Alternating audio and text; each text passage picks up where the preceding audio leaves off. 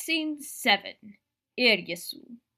It was Dralirviesh morning, and for once, Luzmo was up early, before Romyeshe. Only after a lot of shaking from Vila, though, and he was very tired until she told him it was time to sneak out for Lakaria. He had always been thankful the friars had not made him say Yorahenya, Romyeshe, or Myeshe with them. He did not do well with mornings, and usually woke up midway between Myeshe and Manmyeshe. Once he heard they were going to Lakaria, though, he sat up, suddenly very awake. Dralirviesh? He said. She smiled. Yes, it's Dralirviesh. We're going to sneak out for Ersu. Well, let's go then, he said. He much preferred Elardoviesh to Ersu, but he was just happy to be going to Lakaria. There were more people than normal who were sneaking out to go. While Luzmo was happy more people were going, he wished they would go more often. They were in Senera then, not terribly far from Soledo, so went to Lakaria at Saint-Célache-Renfant and Diveria, the largest church in the city. To Luzmo's either annoyance or amusement, he was not entirely sure, Archbishop Micharello was celebrating. Brother Josebo had complained extensively about the Archbishop, his plain chasubles, his bad taste in music, his long anecdotal homilies, and especially his informal greetings at the beginning of Lakaria. He saw that while the deacon's dalmatic was very elaborate, as most vestments were, the Archbishop's chasuble looked more like a sheet someone had cut into the shape of a chasuble.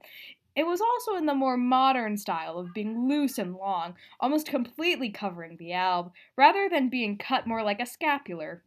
Luzmo also noticed that his alb was plain and undecorated.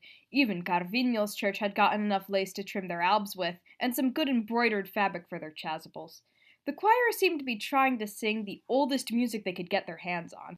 At least, that is what Luzmo thought, since, with how people in Carvinho could read, the choir was the organist, his wife, their 6 children, and a cat named Brass. And the Archbishop looked mildly annoyed every time they sang.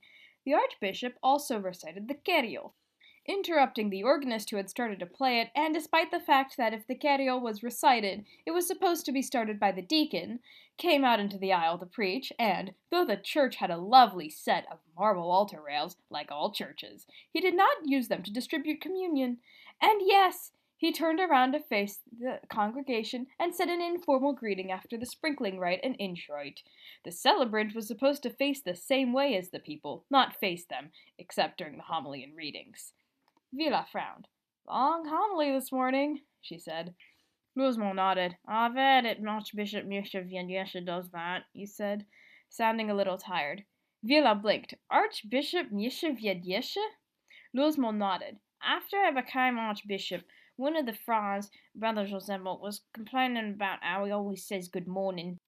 So I said we should call him Archbishop Mikya, because that means good morning, and because his name in Adelisant is Micharello. Brother Josebo had found it hilarious. Once he had recovered, he had quickly gone to confession. Actually, after the Archbishop rose to his position, he started going to confession much more frequently. Ah, Vila frowned. How did he talk for so long about feeding birds? What point was he trying to make? Luzmo sighed. I don't know. His vestments, though, very Deoliran, she said. Luzmo looked up sharply. Oh, no!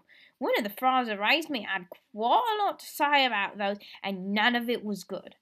Right, sorry, Vila said. Deoliran's like simplicity, but that's just irreverent, Luzmo said. You're celebrating the Lakaria, the summit of our faith. You should at least dress nicely. If you're going to hold the body and blood of beyond in your hands, you should wear something nicer than a bed sheet. Brother Agriano, the prior, grew up quite poor, but even he had something nicer to wear in Lakaria than that. Brother Agriado had wanted to enter religious life practically the moment he was 17, but had needed to wait until there were more people to work his family's farm. Oh, but Luce, he has to be humble. It just wouldn't be right for him to dress like he's better than the laity, Vila said. That nickname had started soon after they met. Vila had accidentally called him Luce, a common shortening of the rich man's version of Luzmo's name. In response, Luzmo called her Vifa, a shortening of the poor man's version of Vila's name, and the nicknames had stuck. Like I said, Brother Agriado was quite poor and dressed nicer than that, Luzmo said. Vila smiled. Luz said that was a joke. Luzmo blinked, feeling his face heat. Oh, right. He heard a few people snickering and looked down, his blush spreading. He put his hands, which had previously been hovering in the air rather than down by his sides, in his pockets. Vila's smile softened. I don't mind it. Well, you and the frogs are the only ones who don't, Luzmo said. I'm sorry about that, she said. He sighed. This thing is obvious about it now, but sometimes I feel like people just say things to my face and think I'll not get it.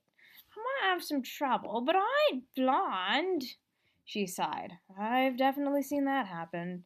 Sometimes he understood and usually frowned or blushed, but he did not always see it. She looked up.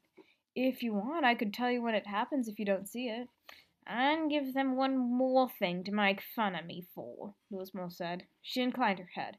Yes, but at least you'll know. I guess. She paused, then looked up. So it's Dralirvish! We don't have to fast anymore! And we can eat meat today! During Quinia, all adults were supposed to fast on Uamnadyi and Shedyanedyi, and anyone 14 and older had to abstain from meat on Uamnadyi, which was given throughout the year except on solemnities like Dralirvish, Shedyanedyi, and Shemachrudyi. Luzmo smiled. We can! And the sun's barely up. I bet the tavern isn't too loud, Vila said. Do you want to get something from there? She smiled a little. You're allowed to drink, right? Luzmo nodded. He was fairly certain she was joking, but gave a straight answer anyway. Brother Ishnovel used to be a ballad, and I'm sure you know how they like their wine. But they ain't even Yishuv yet. Well, Paladins did not only make wine. Brother Ishnovel's old monastery made wine, but Paladins made all kinds of alcoholic drinks. There was actually something of a black market for Baladin wine in Tonatera. It was not technically illegal to buy Baladin wine, but it was frowned upon with the Baladins' affiliation with the religion of women and slaves and association with weak Quinians and barbarous Riskans. The Baladins, at least the ones who knew that First Scripture's figures were very much not supposed to be perfect moral examples, and just because some of them had many wives and slaves, that did not mean it was all right that they did. We're not enthused by this, either, since having the monsters in the forest used to scare little children into staying with their parents, liking their wine so much did not look good. My cousin's a Baladin. His orders wine is the only wine my family drinks, and I'm sure they'll have tea. Vila always spoke fondly of her family. Luzmo wondered why she had ended up working with Ethicika, but was not sure whether it would be rude to ask. He liked Vila and did not want to mess up his relationship with her. Well, let's go, Luzmo said. All right, Vila said. Just make sure to say something if it gets too loud for you. Luzmo nodded. I will.